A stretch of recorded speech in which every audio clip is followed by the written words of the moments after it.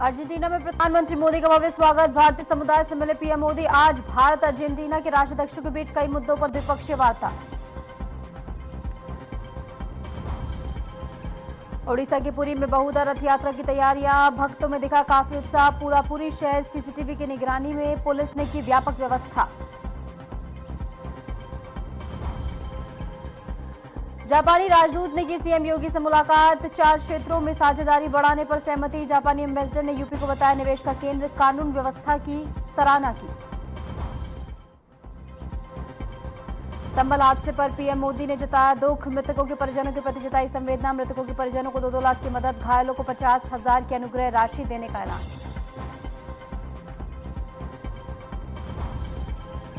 Jhansi station पर बम की सूचना से हड़कंप। संपर्क क्रांति एक्सप्रेस को रोका गया। पुलिस ने यात्री को उतार कर ली तलाशी।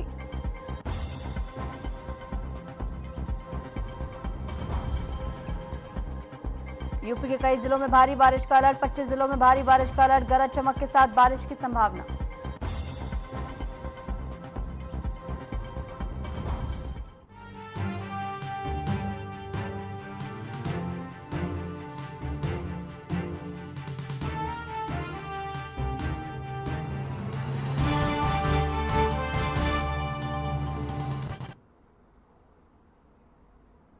नमस्कार, मैं हूं आपके साथ निशु शर्मा और आप देख रहे हैं हमारा खास बुलेटिन, हमारा उत्तर प्रदेश। चलिए शुरुआत करेंगे।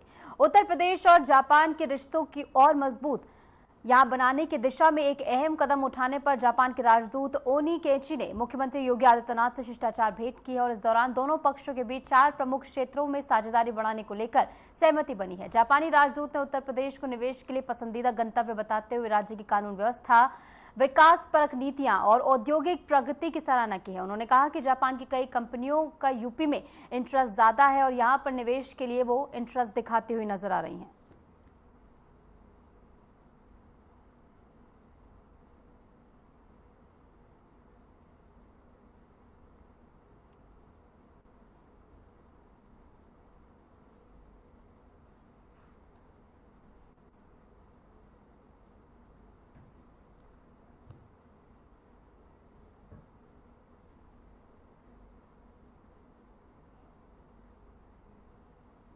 जापान के राजदूत ओनोकेची अपने परिवार के साथ अयोध्या पहुंचे और मुख्यमंत्री से भेंट की। इस दौरान उन्होंने रामनगरी के प्रमुख धार्मिक स्थलों का दर्शन भी किया है।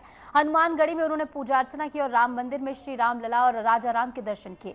राजदूत ने इस धार्मिक यात्रा से दोनों देशों के बीच सांस्कृतिक संबंधों को और मजबूती देने का काम किया और उसको लेकर उम्मीद भी उनकी ओर से जताई गई है। और ऐसे में कई क्षेत्रों में साझेदारी को लेकर भी बातचीत हुई है और भारत और जापान के रिश्तों में इस यात्रा से मजबूती आएगा और इसका अंदेशा लगाया गया है।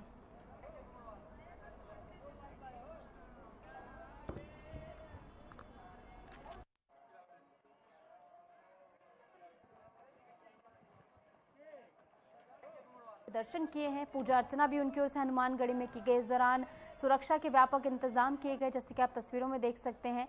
और अपने परिवार के साथ जापान के राजदूत ओनोकेची दर्शन करने पहुंचे रामलला के और इसी के साथ हनुमानगढ़ी में पूजा अर्चना भी उनकी ओर से की गई है। जैसे कि बताया गया है कि सीएम योगी आदित्यनाथ और जापान के राजदूत के बीच मुलाकात में कई सारे क्षेत्रों को लेकर बातचीत हुई है, यानी मजबूती दोनों ही देशों के रिश्तों को दी जाए, इस पर साझेदारी हुई है।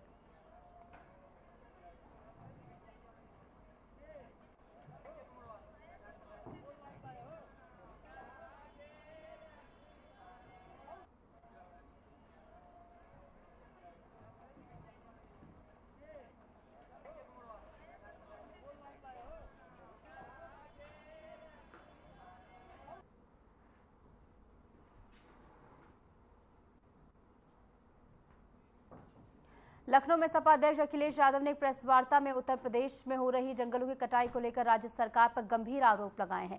उन्होंने कहा कि ये सरकार बिगाड़ने वाली सरकार है और पर्यावरण के साथ खिलवाड़ कर रही है। अखिलेश यादव ने यह भी कहा कि जब वे JPNIC जाते हैं तो भाजपा उस पर कहानी गढ़ने लगती है, जिससे साफ है कि सरकार जनता के असल मुद्दों से ध्यान भटकाने का प्रयास कर रही है। क्या कुछ कहा गया है, सुनिए।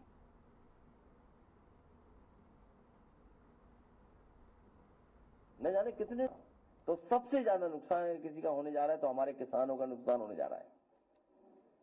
अगर क्लाइमेट चेंज होगा, समय पर पानी नहीं बरसा, बाढ़ आ गई, ज्यादा पानी बरस गया तो किसका नुकसान होगा? हाल ही में हम लोग तस्वीरें और वीडियो देख रहे हैं हिमाचल प्रदेश के। सोचो बादल फटने से कितना बड़ा नुकसान हो गया, लोगों के घर चले गए, न जाने कितने लोग मर गए, जान चली गई। और वो अंतर्गत क्या है, एनवायरमेंट में जो चीजें बिगड़ रही हैं उसकी वजह से है। ये तो सरकार दावा कर रही थी कि हम न जाने क्या क्या काम करने जा रहे हैं पर्यावरण को संरक्षण को लेकर के, लेकिन पूरी दुर्दशा है उत्तर प्रदेश में। सब जंगल काटे जा रहे हैं और रिकॉर्ड बना रहे हैं कि कौन कितना वो होगा, पेड़ लगाने का रिकॉर्ड बनाया जा रहा है, लेकिन वो रिकॉर्ड सही नहीं है। इसी तरह सोलर को लेकर के बढ़ावा दिया हम लोगों ने। और इस बीच एक बड़ी खबर आ रही है, आपको बता दें पूर्व विधायक गाजी को जमानत मिल गई है। हाई कोर्ट से मोहम्मद गाजी को राहत मिली है। बसपा नेता को अदालत से बड़ी राहत मिलने की खबर है। गाजी के खिलाफ केस में उन्हें राहत मिली है, जहां पर हाईकोर्ट ने गाजी को जमानत दे दी है। बसपा के पूर्व विधायक मोहम्मद गाजी को इलाहाबाद हाईकोर्ट से बड़ी राहत मिली है, जहां पर अदालत ने उन्हें जमानत दे दी है। इस फैसले के बाद गाजी के खिलाफ चल रहे मुकदमे की अगली कार्यवाही पर सबकी नजरें टिकी हुई हैं और इस मामले में उच्च न्यायालय से पूर्व विधायक को जमानत मिली है। हालांकि उनके समधी शहनवाज वर्तमान में चित्रकूट जेल में बंद है। 5 दिसंबर 2024 को देहरादून की DGGI यूनिट तथा मेरठ से CGST की टीम ने पूर्व सांसद एवं सपा नेता कादिर राणा की वेलना चौक स्थित राणा स्टील फैक्ट्री पर छापा मारा था। GST चोरी के मामले में टीम कार्रवाई करने वहां पहुंची थी और इस दौरान DGI की महिला अधिकारी से अभद्रता समेत CGST की टीम पर हमला कर गाड़ियों में तोड़फोड़ की गई थी। इस मामले में बसपा के पूर्व विधायक शहनवाज राणा को पुलिस ने गिरफ्तार कर जेल भेजा था। मुजफ्फरनगर जिला कारागार में अप्रैल 2025 में शाहनवाज के समधी बिजनौर बड़ापुर क्षेत्र से बसपा के पूर्व विधायक मोहम्मद गाजी के विरुद्ध में पुलिस ने जेल में अवैध रूप से मोबाइल पहुंचाने के मामले में कार्रवाई की थी और 17 अप्रैल को पूछताछ के बाद पूर्व विधायक गाजी को गिरफ्तार किया गया था। और ऐसे में बड़ी राहत उन्हें मिली है, जहां पर हाईकोर्ट से मोहम्मद गाजी को राहत मिल गई है। बसपा नेता को अदालत से बड़ी राहत मिली है और गाजी के खिलाफ केस में उन्हें राहत मिली है। और अब देखना होगा अगली सुनवाई में आखिर क्या कुछ तथ्य सामने रखे जाते हैं। लखनऊ में कांग्रेस कमेटी एवं जिला कांग्रेस कमेटी के नवनिर्वाचित पदाधिकारियों का शपथ ग्रहण समारोह आयोजित किया गया। मुख्य अतिथि के रूप में पूर्व सांसद और वरिष्ठ कांग्रेस नेता राज बब्बर ने सभी पदाधिकारियों को शपथ दिलाई। शपथ ग्रहण के बाद राज बब्बर ने राज्य सरकार की नीतियों पर कड़ा प्रहार करते हुए कहा कि सरकार सरकारी स्कूलों को प्राइवेट संस्थान में मर्ज कर रही है, जिससे गरीब और मध्य वर्गीय परिवारों के बच्चों की शिक्षा पर संकट खड़ा हो गया है। उन्होंने क्या कुछ आगे कहा है, सुनिए।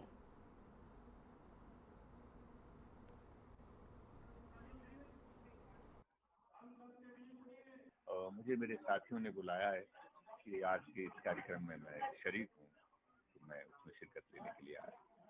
मैं आश्वस्त हूँ कि बहुत सारी जो फोर्सेस इकट्ठी हो रही हैं तो बहुत अच्छा चुनाव लड़ेंगी और हो सकता है एक सरकार इस पर जिसको वो लोग विपक्ष समझ रहे हैं वो पक्ष में बने। फिर वो हंगामा मचना चाहिए। गरीब पढ़ नहीं पाएगा, मामूली लोगों के बच्चे स्कूलों में जा नहीं पाते, जिनके पास में किसी तरह की आय नहीं होगी, बेईमानी की आय से, तो बड़े बड़े स्कूल तो उनके लिए हो गए जिनके पास में लाखों रुपए हैं, करोड़ रुपए। जो मध्यम वर्गीय और जो लोअर मिडिल क्लास के जो लोग हैं उनके लिए पढ़ाई आज अपने बच्चों को पढ़ाना एक तरह से जो है, अगर वो एक टाइम भी खाना खाते हैं तब भी अपने बच्चों को नहीं पढ़ा पाते।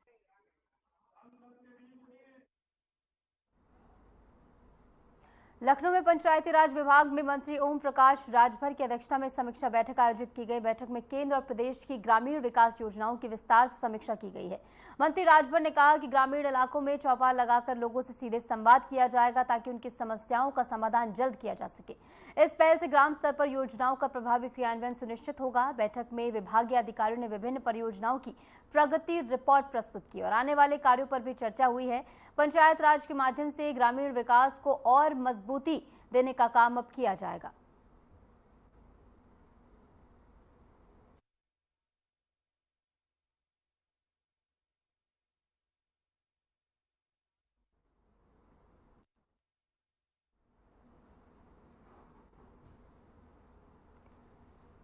पंचायती राज विभाग में समीक्षा बैठक हुई है। मंत्री राजभर ने संवाद इसमें किया है। तमाम अधिकारियों की मौजूदगी इस दौरान दर्ज की गई। ग्रामीण इलाकों में चौपाल लगाई जाएगी, ये फैसला लिया गया है ताकि जल्द से जल्द सभी की समस्याओं का निस्तारण हो सके। और ऐसे में पंचायती राज विभाग में समीक्षा बैठक के दौरान तमाम पहलुओं पर चर्चा हुई है। मंत्री राजभर ने यहाँ पर संवाद किया है तमाम अधिकारियों की मौजूदगी में। यहाँ पर कई फैसले लिए गए हैं, जिसमें सबसे अहम फैसला है कि ग्रामीण इलाकों में चौपाल लगाई जाएगी। हम लोग अभी उसके ऊपर जो हमारे पंचायत सहायक हैं, जो उनके हम लोग आधार आधारित अटेंडेंस शुरू कराने जा रहे हैं, उसकी कार्रवाई प्रचलित है।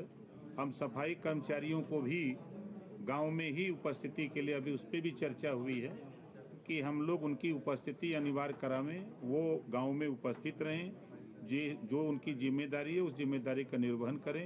उसके लिए कार्रवाई चल रही है। जो बात आप कह रहे हैं उस बात से जल्द ही निजात मिलेगी।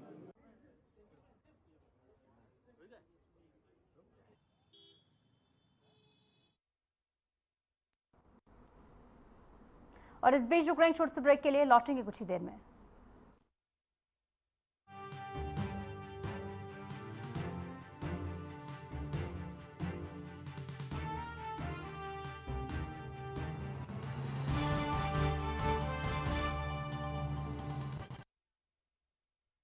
यशस्वी प्रधानमंत्री नरेंद्र मोदी जी के संकल्प सबका साथ सबका विकास को माननीय मुख्यमंत्री योगी आदित्यनाथ जी ने सामाजिक एकता एवं समरसता के उच्चतम मानदंडों के साथ बनाया है यूपी सरकार का मूल मंत्र। परिणाम स्वरूप 2017 के बाद उत्तर प्रदेश में सभी को मिले बिना किसी भेदभाव के रोजगार के समान अवसर एवं योजनाओं के लाभ। 8.5 लाख से अधिक सरकारी और 3,75,000 से अधिक संविदा पर नौकरी पाने वाले जहां निष्पक्ष और पारदर्शी प्रक्रिया के साक्षी बने, वहीं अनुसूचित जाति, जनजाति, पिछड़े एवं निम्न आय वर्ग के अभ्यर्थियों को मिला आरक्षण का संपूर्ण लाभ। प्रधानमंत्री गरीब कल्याण अन्न योजना, प्रधानमंत्री आवास योजना और जल जीवन मिशन से लेकर मुख्यमंत्री युवा स्वरोजगार और एक जनपद एक उत्पाद जैसी विभिन्न योजनाएं यूपी में अंत्योदय से सर्वोदय का सपना कर रही हैं साकार। काम दमदार, डबल इंजन सरकार।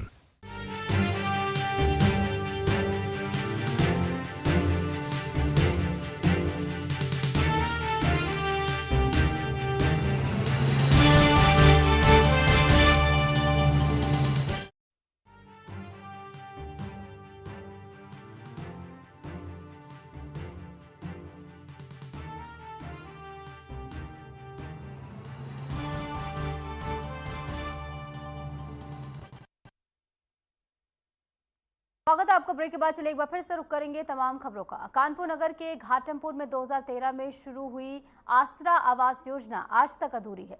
शुक्रवार को जिलाधिकारी जितेंद्र प्रताप सिंह ने निर्माण स्थल का निरीक्षण किया और परियोजना में देरी पर कड़ी फटकार भी लगाई। 784 भवनों का ढांचा तैयार है, लेकिन किसी लाभार्थी को आवास आवंटित अब तक नहीं हुआ है। डीएम ने अधिशासी अधिकारी पर आरोप पत्र जारी करने के निर्देश दिए हैं और सीडीओ को जांच सौंप दी गई है। उन्होंने जुलाई अंत तक लाभार्थियों को शिफ्ट कराने के सख्त निर्देश भी जारी किए हैं।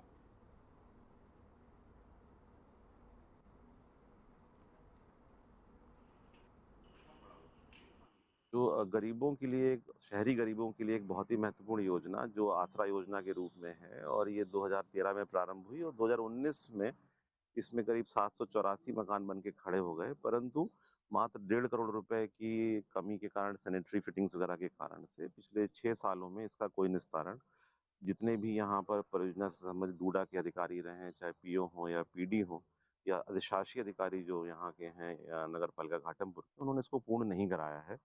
बीच में सितंबर 24 में लॉटरी भी हुई है, फिर उसमें कमेटियां बनी हैं, परंतु कोई नतीजा नहीं निकला है। दुर्भाग्य का विषय ये है कि 35 करोड़ रुपए इस परियोजना में खर्च हो चुके हैं और सीएनडीएस के हिसाब से 1.5 करोड़ रुपए को और मिल जाए तो सारे मकानों को पूर्ण कर देंगे।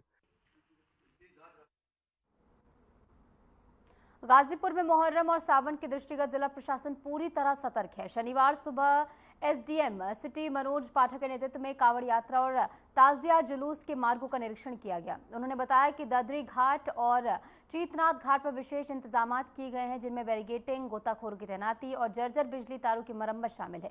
बिजली विभाग की टीमें भी जुलूसों के साथ तैनात रहेंगी। जिलाधिकारी के निर्देश पर सभी विभागों में समन्वय बनाकर सावन और मुहर्रम के आयोजनों को शांतिपूर्ण संपन्न कराने की तैयारी की जा रही है।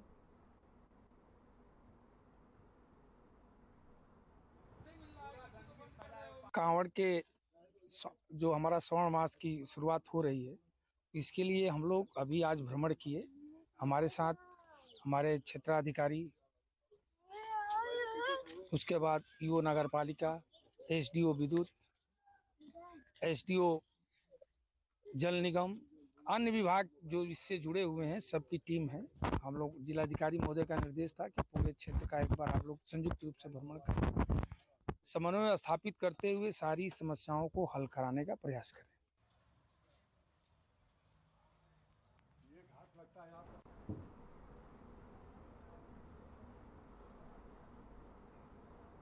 तो वहीं रायबरेली में कांवड़ यात्रा को देखते हुए रायबरेली जिला प्रशासन सतर्क हो गया है। डीएम हर्षिता माथुर और एसपी डॉक्टर यशवीर सिंह ने लाजगंज तहसील क्षेत्र में स्थित प्राचीन मां संकटा मंदिर और गंगा घाट का निरीक्षण के व्यवस्थाओं का जायजा लिया है। निरीक्षण के दौरान साफ सफाई, सुरक्षा और भीड़ प्रबंधन को लेकर संबंधित अधिकारियों को जरूरी दिशा निर्देश जारी किए गए हैं। मंदिर परिसर में साफ सफाई और दर्शन व्यवस्था को लेकर विशेष ध्यान देने के निर्देश दिए गए हैं। निरीक्षण में तहसील प्रशासन भी मौजूद रहा और प्रशासन ने कांवड़ यात्रा के दौरान श्रद्धालुओं की सुविधा के लिए व्यवस्थाओं को और बेहतर करने पर जोर दिया है।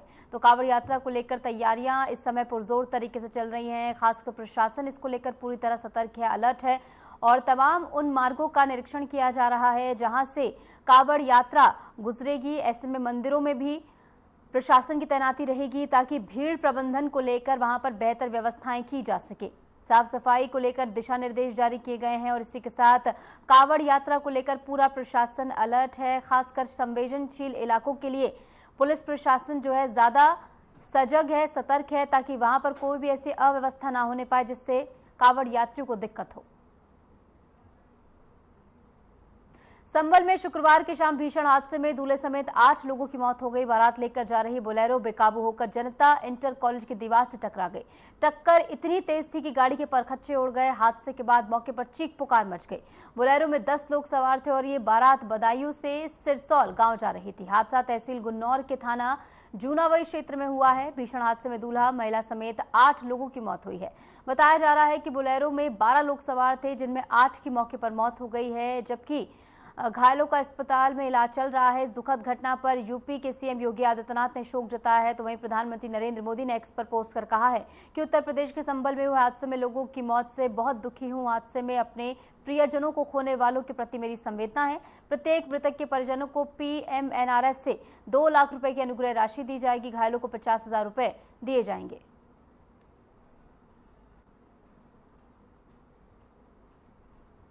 जनपद संभल के थाना जूनावई क्षेत्र में एक बहुत ही दुखद दुर्घटना घटित हुई, जिसमें शाम को 7:30 बजे थाना जूनावई को सूचना मिली कि एक बोलेरो नियो कार है, जनता इंटर कॉलेज की दीवार तोड़ के वहाँ पे क्षतिग्रस्त हो गई है।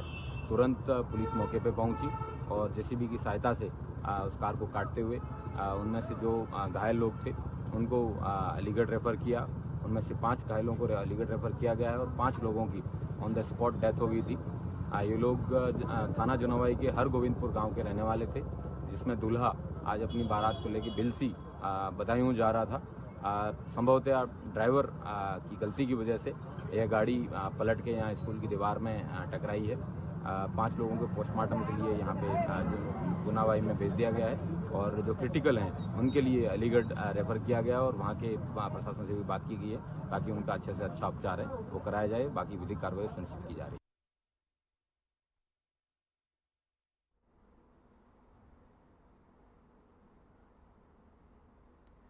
और इस बीच शुक्र एक और छोटे से ब्रेक के लिए जल्द हाजिर होंगे।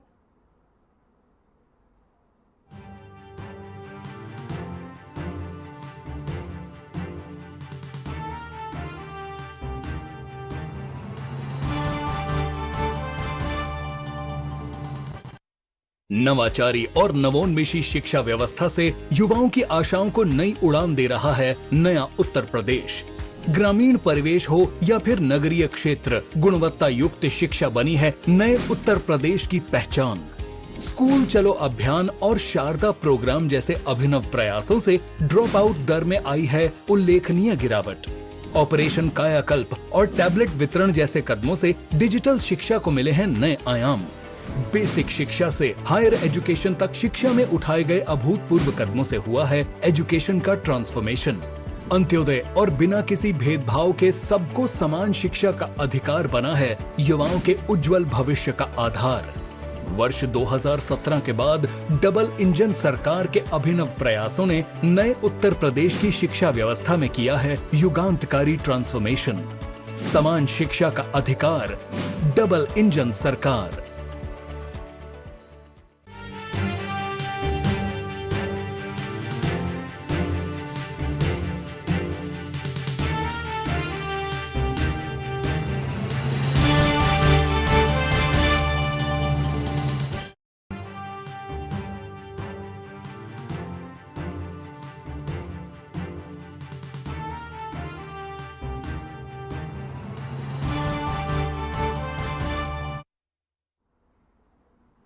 स्वागत है आपका। ब्रेक के बाद चलिए एक बार फिर से रुक करेंगे तमाम खबरों का। सीतापुर में समाजवादी छात्र सभा ने प्रदेश भर में 5000 सरकारी स्कूलों में मर्ज किए जाने के विरोध में प्रदर्शन किया है। कार्यकर्ताओं ने बीएसए कार्यालय पर सांकेतिक रूप से ताला जड़ते हुए सरकार के फैसले को वापस लेने की मांग सामने रखी है। छात्र सभा ने जिलाधिकारी के माध्यम से राज्यपाल को ज्ञापन भी दिया है। ये विरोध सरकारी स्कूलों में ताले लगाए जाने के आदेश के खिलाफ जताया गया है।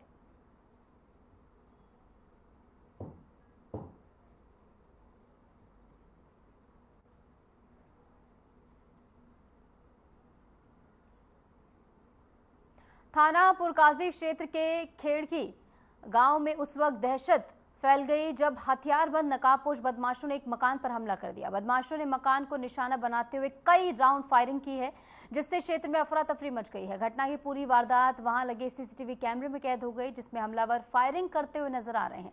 मकान मालिक ने अपने पड़ोसी पर हमले की साजिश रचने का आरोप लगाया है। सूचना पर पुलिस मौके पर पहुंची और मामले की जांच शुरू कर दी गई है। पुलिस अधिकारियों ने बताया है कि घटना की गहनता से जांच की जा रही है और जल्द ही आरोपियों की पहचान कर कार्रवाई की जाएगी। और सीसीटीवी फुटेज भी सामने आया है, जो कि हम आपको दिखा भी रहे हैं, जिसमें कई राउंड फायर किए गए हैं नकाबपोश बदमाशों की ओर से। फिलहाल पीड़ित की ओर से पड़ोसी पर आरोप लगाया गया है कि उनकी ओर से हमला कराया गया है। फिलहाल पुलिस ने इस पूरे मामले में संज्ञान लिया है और इसकी गहनता से जांच की जाएगी, कहा गया है।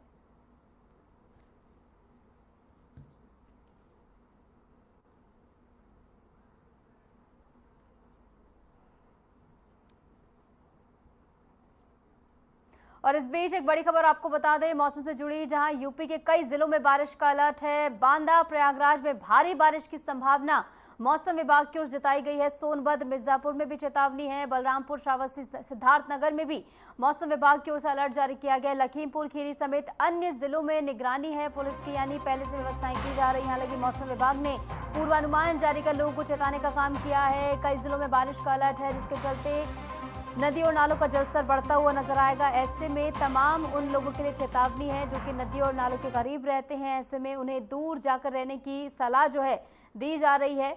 और फिलहाल पूर्वानुमान के तहत बांदा प्रयागराज में भारी बारिश की संभावना है। सोनभद्र मिर्जापुर में भी चेतावनी जारी की गई है। बलरामपुर श्रावस्ती सिद्धार्थनगर में अलर्ट जारी किया गया। इसी के साथ लखीमपुर खीरी समेत कई ऐसे जिले हैं जहां पर भारी बारिश का अनुमान मौसम विभाग की ओर से लगाया गया है। और पूर्वानुमान जारी कर पहले से चेताने का काम मौसम विभाग की ओर से किया जा रहा है, क्योंकि जब बारिश होती है तो जनजीवन इससे प्रभावित होता हुआ नजर आता है, जल भराव की स्थिति बन जाती है। तो ऐसे में लोगों को पहले से सतर्क करने का काम मौसम विभाग की ओर से किया जा रहा है। और ऐसे में लोग जो कि नदियों और नालों के पास रहते हैं उनको सुरक्षित स्थान पर जाने की सलाह भी दी जा रही है। और ऐसे में बारिश होगी तो जनजीवन भी इससे बुरी तरह प्रभावित होगा। लोगों का बाहर निकलना मुश्किल हो जाएगा, क्योंकि नदी नाले जब उफान पर होते हैं तो ऐसे में कई जिलों में बाढ़ जैसी स्थिति भी बन जाती है। हालांकि प्रशासन की तैयारी पूरी है, लेकिन इसके बावजूद अगर ऐसी स्थिति बनती है तो राहत बचाव कार्य वहां पर चलाया जाएगा। सोनभद्र मिर्जापुर में चेतावनी जारी की गई है मौसम विभाग की ओर से। और इसी के साथ लखीमपुर खीरी में भी मौसम विभाग की ओर से पूर्वानुमान जारी किया गया है। वहां पर भी भारी बारिश होने का अनुमान मौसम विभाग की ओर से लगाया गया है। तो ऐसे में लोगों को पहले से सतर्क करने का काम किया जा रहा है।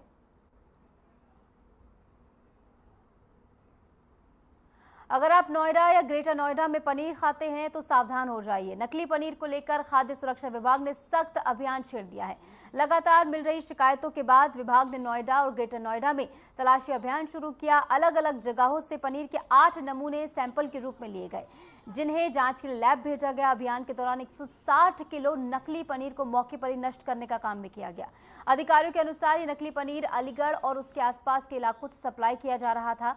खाद्य विभाग की टीम ने बताया है कि पनीर माफिया सस्ते दामों में नकली पनीर बनाकर अलग अलग रास्तों से इसे नोएडा में पहुंचा रहे हैं, जिससे लोगों की सेहत पर खतरा मंडरा रहा है।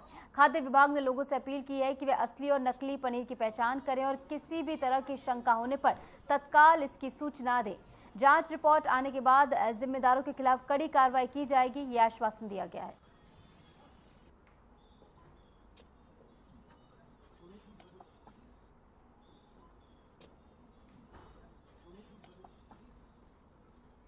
मिलावट पर प्रभावी रोकथाम और आम जनमानस को सुरक्षित और गुणवत्तापूर्ण खाद्य पदार्थ उपलब्ध कराने के लिए डीएम के निर्देश पर सहायक आयुक्त अभिहित अधिकारी सुनील कुमार शर्मा द्वारा जनपद में विशेष अभियान चलाया गया है। अभियान के अंतर्गत मिली सूचना के आधार पर कई पनीर निर्माणशालाओं की जांच की गई है, जिसमें टांडा के ग्राम बादली स्थित फिरासत अली, वलीहद, कलुवा पुत्र रजा हुसैन की पनीर निर्माण इकाइयों से पनीर के 3 नमूने और 1 क्रीम का नमूना लिया गया।